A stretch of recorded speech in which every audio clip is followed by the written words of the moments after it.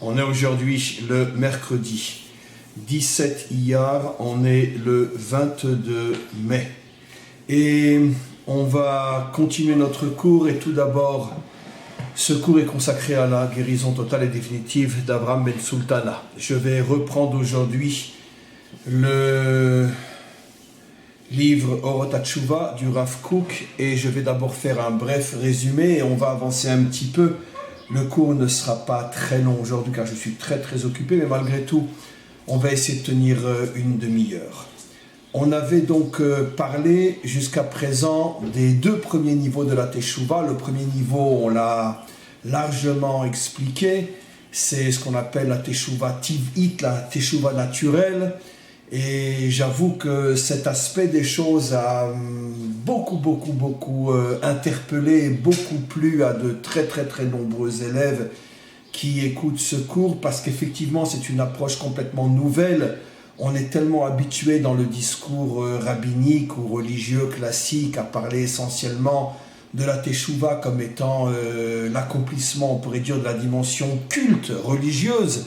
Et on ne parle jamais, pratiquement jamais, de la première Teshuvah dont parle le Rav Kook, ce qui fait de lui un maître authentique, c'est-à-dire d'abord de faire attention à son corps. Comment peux-tu oser parler de ton âme lorsque tu négliges ton corps? Et tant que ton corps, tant que tu n'as pas une vie qui tend vers quelque chose de sage, d'intelligent, que tu fais attention à la manière dont tu vis sur le plan corporel, alors tu n'as aucune raison et aucun sérieux dans l'intérêt que tu portes à ton âme, puisque l'âme est dans ton corps. Si ton corps est détraqué, comment veux-tu que ton âme ne le soit pas aussi? Après, bien évidemment, c'est entre les mains d'Hachem.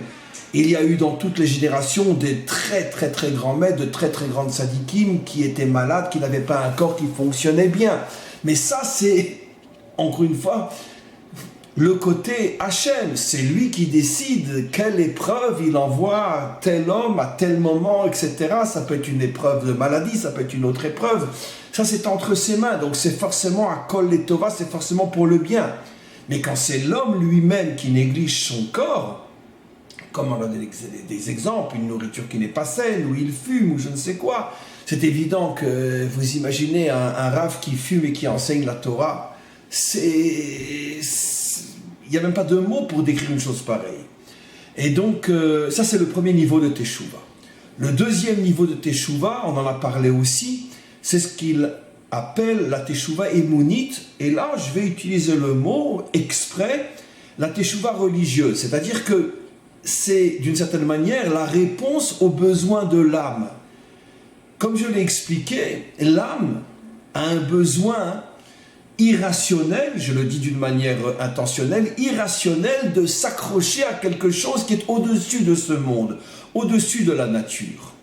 De la même manière que, comme on a expliqué dans le premier niveau de la Teshuvah, le corps a besoin de vivre en harmonie avec la nature, l'âme a besoin de vivre en harmonie avec le monde qui lui correspond.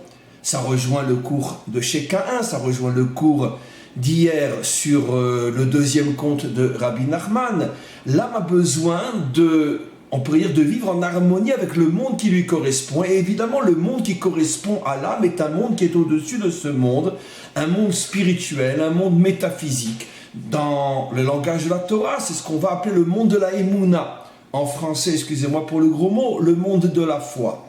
Donc, la foi, la Emouna, c'est ce qui permet justement à l'âme de s'épanouir. Parce que l'âme a besoin, c'est assez extraordinaire, parce que de la même manière que le corps, et bien sûr le cerveau fait partie du corps, le corps a besoin de logique, le corps a besoin de pragmatisme, le corps a besoin de comprendre, je parle le cerveau du corps, mais c'est la dimension corporelle. Il a besoin de savoir où il va, qui il est et de tout comprendre. L'âme, c'est exactement le contraire. Et ça, c'est très important ce que je dis. L'âme a le même besoin que le corps, mais son besoin est à l'extrême opposé du corps. Le corps a besoin de logique, le corps a besoin de compréhension. L'âme a besoin de surnaturel, elle a besoin de métaphysique, parce que c'est son monde. C'est là qu'elle se sent bien, quand elle se connecte à quelque chose qui la dépasse. C'est ce qu'on appelle encore une fois en hébreu la Emouna. Et donc, Le Rav explique que le deuxième niveau de la Teshuvah, c'est donc répondre aux besoins de l'âme et d'adhérer à quelque chose qui, d'une certaine manière, va permettre à l'âme de se sentir au-dessus de toutes les limites, de toutes les contraintes, de toutes les obscurités de ce monde matériel. Parce que l'âme n'est pas à l'aise, elle n'est pas bien dans ce monde matériel. Elle a besoin de En-Sof, elle a besoin d'infini. Et il n'y a que la Emouna, il n'y a que la foi qui peut lui donner cet infini. Mais attention, le Rav avait précisé que là, justement, est tout le problème. Parce qu'il n'y a pas un monde qui est plus dangereux que le monde de la foi. Parce que le monde de la logique, c'est vrai ou c'est faux. 1 plus 1 égale 2 et 1 plus 1 n'égale pas 3. Même au niveau de la logique, on peut se tromper, mais disons que les risques sont moins grands. Mais au niveau de la foi, dans la mesure où il n'y a aucune logique, il n'y a aucune preuve que l'on peut apporter, il n'y a rien que l'on puisse démontrer, il n'y a rien que l'on puisse prouver, on a un sacré problème. Le problème, finalement, de partir dans du n'importe quoi. Et c'est effectivement ce dont souffre le monde depuis des millénaires, ce que j'appelle toutes les fausses religions, c'est-à-dire pratiquement toutes les religions. Toutes les religions sont fausses parce que toutes les religions élèvent l'âme vers un niveau de foi qui est complètement déconnecté de la compréhension, de l'intelligence.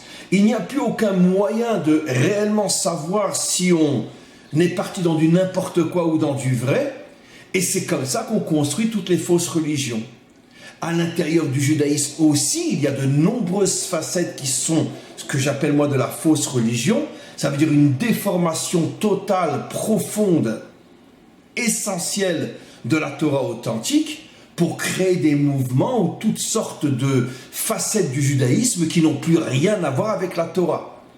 Il y a 2000 ans, comme j'ai souvent expliqué, l'une de ces facettes s'est tellement éloignée, où je préfère dire elle a tellement été récupérée par les non-juifs, que c'est devenu le christianisme, qui au départ était une facette qui se dévoilait à l'intérieur du judaïsme, mais très vite cette facette s'est éloignée, de son éloignement elle s'est trop rapprochée des nations, les nations ont complètement récupéré cette facette et c'est devenu le christianisme.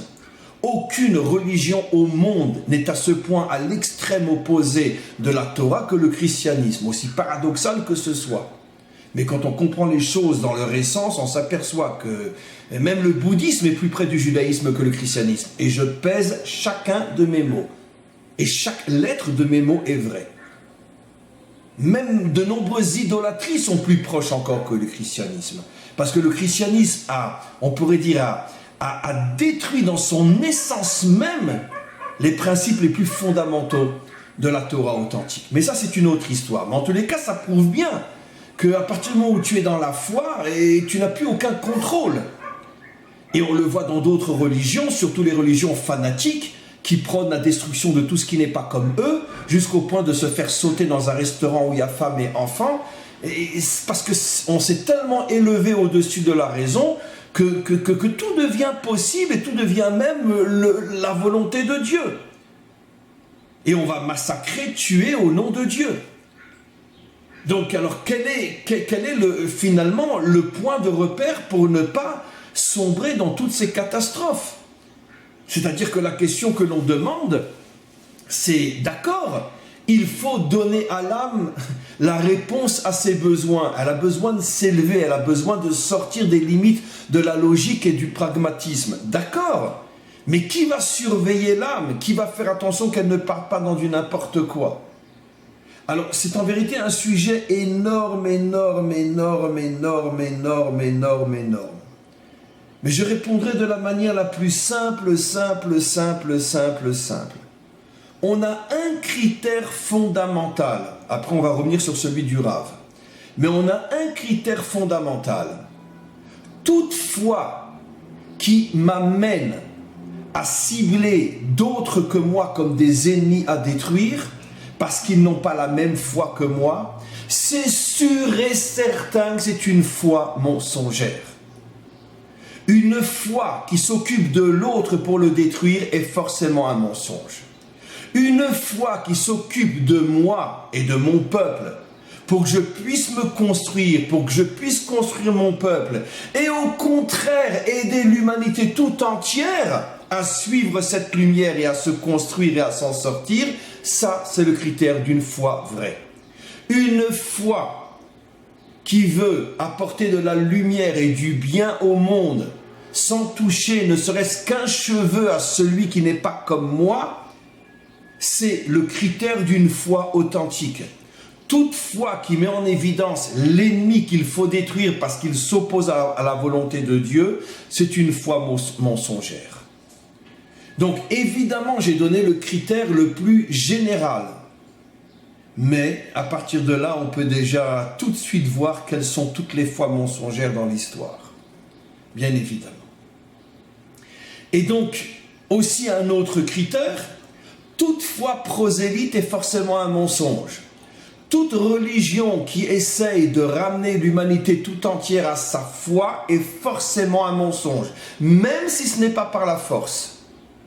Parce que on doit comprendre que le monde est composé de caractères différents, de natures différentes, d'histoires différentes, et qu'il y a différentes facettes, parfois même très très différentes, et différents chemins de se lier au Dieu unique. Attention, je ne parle pas de l'idolâtrie, et encore moins des fausses religions. Mais même au moment de la délivrance finale, les 70 nations, chacune d'entre elles aura sa propre facette, son propre chemin, sa propre connexion avec le Dieu un. Et la manière dont telle nation se connectera au Dieu un ne sera pas la même manière que l'autre nation et l'autre nation et l'autre nation, et encore moins la même manière que celle qu'utilisera le peuple juif au moment de la délivrance finale. Ça sera 71 connexions différentes tout autour du Dieu un. Sans idolâtrie, sans mensonge, mais malgré tout 71 connexions différentes. Donc à partir du moment où une religion dit tout le monde doit être ci, tout le monde doit être ça, c'est sûr que c'est un mensonge. C'est sûr que c'est un mensonge, comme je viens de le dire, et maintenant on va revenir à ce que le Rav explique. Les deux premières explications, encore une fois, sont selon ce que j'ai rajouté moi à ce que le Rav explique. Et le Rav lui-même dit qu'un critère pour mesurer l'authenticité de la foi, de la Emouna, c'est l'action. L'action dans le but de réparer ce monde. Ça veut dire que si la foi te laisse dans une situation passive, statique, je crois en Dieu, je crois en la délivrance, j'attends le Messie, j'attends le paradis, etc. Bref, si la foi fait de moi un homme passif qui est dans l'attente de quelque chose qui me prendra en charge, c'est sûr que c'est une foi fausse. Si la foi, si la Emouna me pousse à m'investir dans ce monde afin de changer ce monde et d'apporter ne serait-ce que mon grain de sable à la construction du monde et que je consacre ma vie à apporter ce grain de sable, à plus forte raison cette pierre, à plus forte raison ce mur et pourquoi pas la maison tout entière, ça sera le Mashiach bien sûr.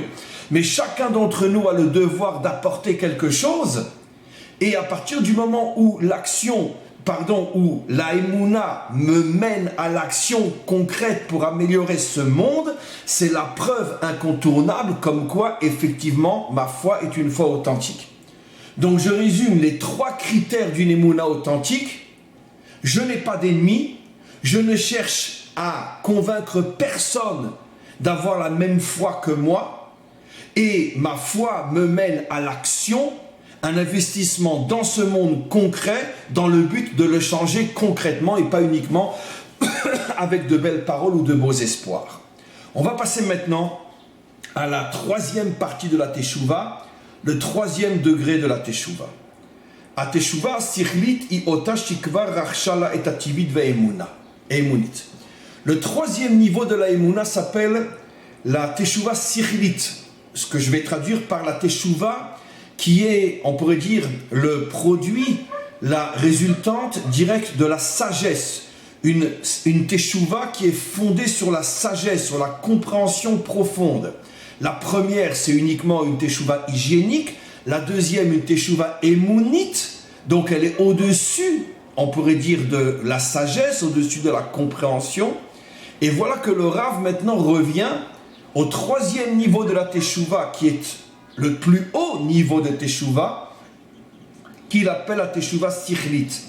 Je vais traduire sirlit par sagesse. Une teshuva, encore une fois, qui est fondée, qui s'enracine dans la sagesse. Iotash, donc elle vient après la naturelle et la émounite. Shekvar ba le madriga eliona, et quand tu arrives à cette teshuva, tu atteins le plus haut niveau de la teshuva. Asher lo rak tsar gufani o nafshi v'ruchani, car cette teshuva-là n'est pas uniquement une réponse à un besoin physique ou à un besoin spirituel. Le besoin physique, c'est comme on l'expliquait, le fait de vivre en harmonie avec ce monde. Le besoin spirituel, c'est le fait de placer son âme dans un monde qui lui correspond, c'est-à-dire un monde surnaturel et métaphysique. Et c'est pour ça que je fais teshuva, pour me sentir bien avec mon corps ou avec mon âme. Cette teshuva, explique le Rav, n'a rien à voir avec la réponse apportée à un besoin. On ne vient pas dans ce troisième niveau de teshuva combler un manque. Velora kashpat amusarif va kabbalah. Et cette teshuva-là ne te pousse pas à vivre uniquement en acceptant ce qu'on te demande de faire sans te poser de questions. De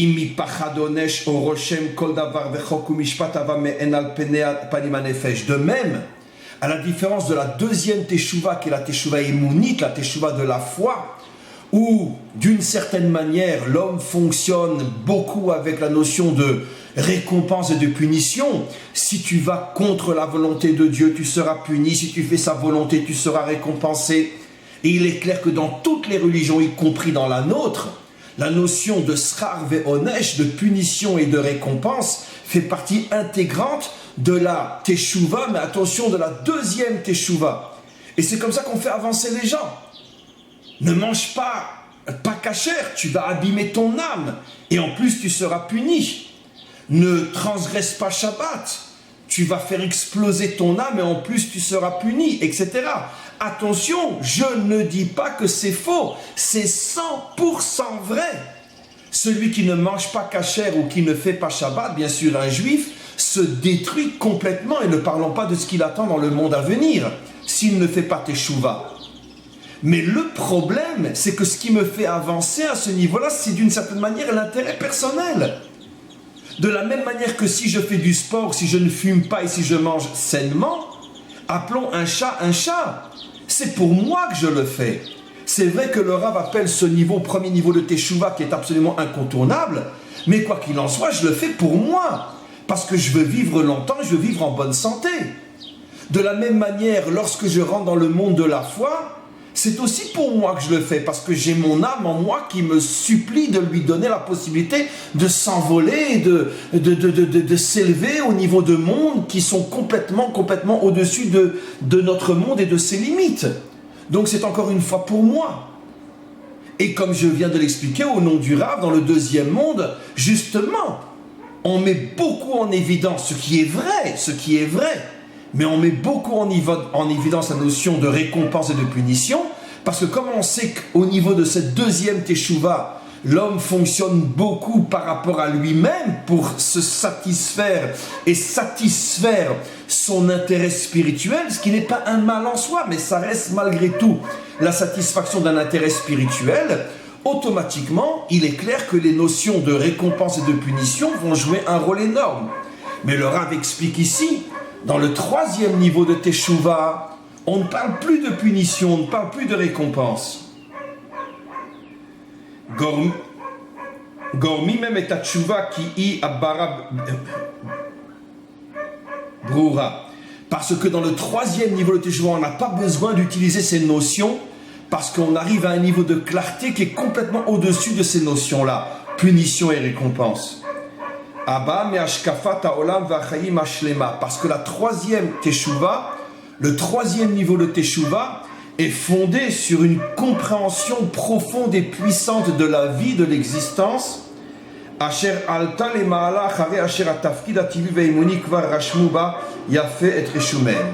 Ça veut dire qu'on ne va pas beaucoup expliquer aujourd'hui, je reprendrai cette notion beaucoup plus profondément le prochain cours. Comme je vous l'ai expliqué, je suis très pressé aujourd'hui, et malgré tout c'était une introduction très importante pour le prochain cours, tout de suite la semaine prochaine. Il explique que le troisième niveau de teshuva est fondé sur une compréhension profonde de la vie, de l'existence, de son pourquoi, de son but. Et à partir du moment où l'homme prend profondément conscience du pourquoi de l'existence, c'est ce qui va le faire avancer, c'est ce qui va le changer, c'est ce qui va lui faire prendre conscience de la vie qu'il doit mener et construire.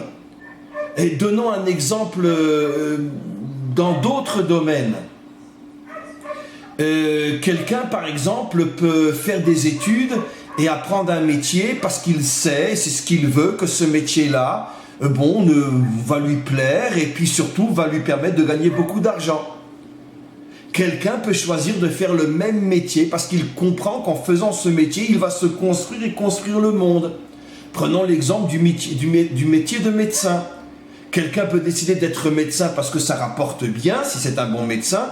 Quelqu'un peut décider d'être médecin parce qu'il a compris qu'un homme est sur terre pour essayer, s'il en a les capacités, de faire le maximum de bien autour de lui. Et donc c'est pour ça qu'il choisit le métier de médecin. Quelqu'un peut choisir de devenir un leader parce qu'il veut le pouvoir, parce qu'il veut la gloire, parce qu'il veut la force et la puissance et l'argent surtout. Quelqu'un peut décider de devenir un leader parce qu'il aime son peuple, il est prêt à mourir pour ce peuple, il veut absolument aider ce peuple et il sacrifie sa vie, donc sa vie privée, personnelle, pour se consacrer uniquement à son peuple. Et les deux font la même chose, mais la pensée, l'intérêt, le but n'est pas du tout le même. Et bien c'est exactement cela. Tant que tu fais tes chouvas parce que tu veux la récompense du monde à venir et tu as peur de la punition, et finalement ce n'est pas la teshuva en tant que telle qui t'intéresse, mais c'est les conséquences de la teshuva. Est-ce que tu vas être récompensé ou être puni? Mais le troisième niveau de teshuva est que je fais teshuva parce que la teshuva elle-même, indépendamment de ses conséquences, la teshuva m'intéresse. Me connecter à Dieu m'intéresse.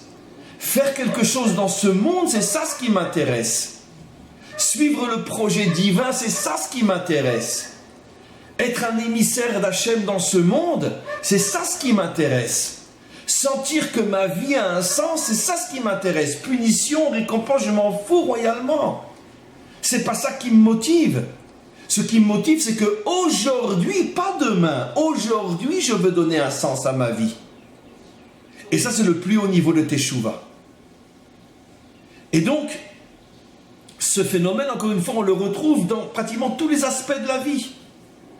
Pourquoi on se marie, pourquoi on a des enfants, pourquoi on travaille. On peut le faire par intérêt. Je me marie parce que j'ai pas envie d'être seul, parce que quand je rentre chez moi, j'ai envie de trouver une maison et un repas préparé, et quelqu'un de gentil à mes côtés. Voilà. Donc, encore une fois, c'est pas le mariage en tant que tel, mais c'est ce qu'il m'apporte qui m'intéresse. Ou bien je me marie parce qu'en tant que tel, je sais que je n'existe pas si je ne suis pas marié. Comme disent nos maîtres, Adam she'eno isha eno Adam. Ça veut dire que ce n'est que le mariage qui me permet d'exister. Donc, le mariage en tant que tel, indépendamment de savoir si elle cuisine pas, si la maison est propre, elle n'est pas propre, je m'en fous royalement. Tant mieux. Mais c'est pas ça le problème. Le problème, c'est que je veux exister.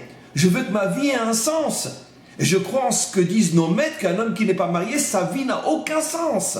Aucun sens. Donc, je veux donner un sens à ma vie. C'est pour ça que je me marie. Etc., etc. Donc cette prise de conscience du pourquoi réel de l'existence, c'est ça finalement le véritable sens de la troisième teshuva, et on continuera Be'ezrat Hashem.